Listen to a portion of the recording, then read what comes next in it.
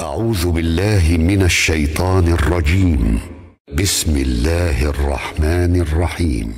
لا أقسم بيوم القيامة ولا أقسم بالنفس اللوامة.